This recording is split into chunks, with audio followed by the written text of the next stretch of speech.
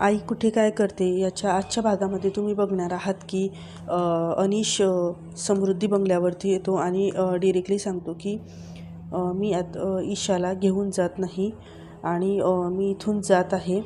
तर असं तो सांगत असतो, परंतु अनिरुद्ध म्हणतो की तू आम्हाला सर्वांना म्हणजे आमच्या विरोधात जाऊन ईशाने तुझ्याशी लग्न केलं आहे. तर तो म्हणतो मी सुद्धा तेच केलं, पण आमचा संसार हा एक मला वाटलं होतं की आमचा संसार हा एक फन राहील, बट हा फक्त एक त्रास झालेला आहे आणि ईशाला माझ्याकडे यायचंच नाही आहे. तर सगळ्यांना खूप शॉक बसतो, पण तरीसुद्धा सगळेजण ईशाला समजवण्याचा प्रयत्न करतात की तू जा. तेव्हा अनिश म्हणतो की हिला फक्त एक अट्रॅक्शन, तिला फक्त लग्न करायचं होतं, पण तिला ते टिकवायचं की नाही हे तिच्या हातात आहे. आणि असा त्यांचा संवाद सुरू असतो. ईशाला खूप शॉक बसतो. अनिश खूप अपसेट असतो. अनघासुद्धा ईशाला समजावते की ईशा, तो तुला घ्यायला आला आहे तर तू जा, संसार हा एकट्याचा नसतो. तेव्हा अभिषेक आणि अनघा बोलतात की अभिषेक बोलतो की हो, मग एक वेळ चुकी झाली की प्रत्येकाला वाटतं की ती चुकी परत करतोय. तेव्हा अनघा बोलते की घरटं हे बांधायला वेळ लागतो, पण ते जपायला खूप जास्त वेळ लागतो आणि कष्ट घ्यावे लागतात. ईशा तू जा, तो तुला घ्यायला आलेला आहे. तर अनिश फक्त एकच गोष्ट बोलतो की मी तुला म्हणतो की पुढच्या 5 मिनिटात तू येशील का.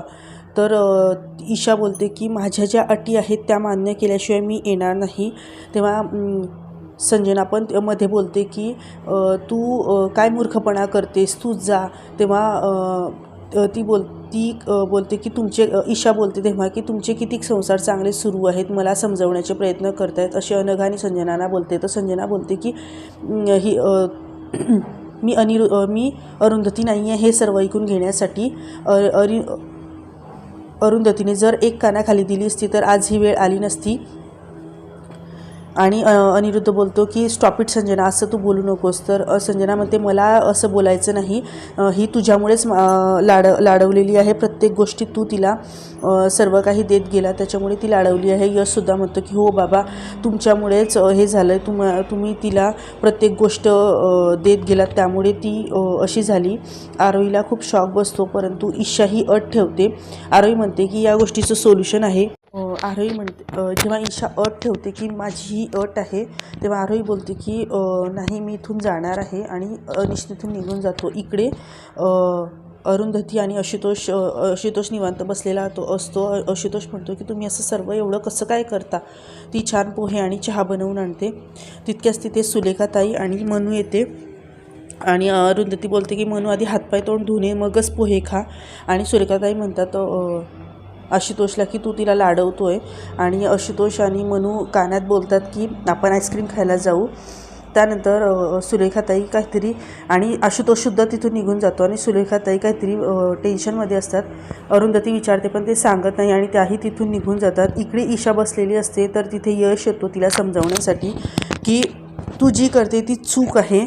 आणि ती म्हणते तूही मला आईसारखं लेक्चर देणार आहे का. तर तो तिला 2 हिताच्या गोष्टी सांगतो की तू बोल स्वारी, नातं हे दोघांचं असतं, दोघांनी समजून घ्यायचं असतं. तो पुढाकार नाही घेत तर तू पुढाकार घे आणि तुम्ही दोघं एकमेकांना सोडू नका, असं तो तिला समजावत असतो. नातं तुटणं काय असतं हे माहिती आहे, म्हणून मी तुला म्हणतो की तू जा आणि त्याला समजव. इकडे पुढच्या भागामध्ये अरुंधती एक ऑफर स्वीकारते, तर आशुतोष थोडा जेलस झालेला आहे असं बोलणं होत असतं. तर भेटूया पुढच्या भागात.